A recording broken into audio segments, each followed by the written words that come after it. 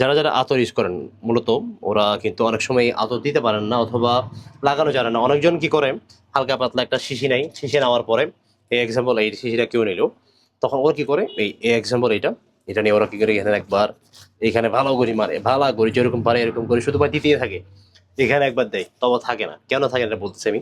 এরকম করে শুধু দেয় মানে যারা মানে রিসেন্টলি যারা শুরু করছে মাখা, অথবা যারা নতুনভাবে আতর বা পারফিউমে ঢুকছে, মানে নতুনভাবে ইউজ করতে চায় কথা বলতে চাইলে, এই যারা যারা এই পারফিউমগুলো প্রতি সময় এরকম করে মাখে তারা কিন্তু দেখবেন কি আতরটা থাকে না।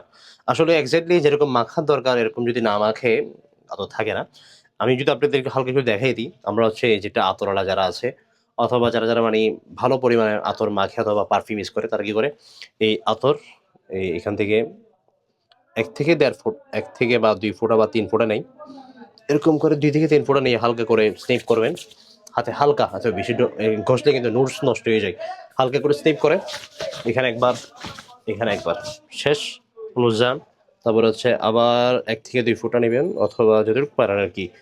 এই নেওয়ার পরে হালকা নিব, এখানে মেখে নেব। এখন কি হয় প্রদূষণটা ছড়াবে। আপনি এখন যেখানে যাবেন, আশা করা যায় যেখানে যাবেন আপনি মসজিদে যান, যেহেতু সামনে ঈদ, যেহেতু যেখানে যাবেন ছড়াবে। আপনি যদি আসতেছেন এটা আগে থেকে মানুষ অনুভব করতে পারেন আপনি আসতেছেন। যার যেটা সিগনেচার পারফিউম যেটা হয় আর কি, বাস এরকম করে দিবেন।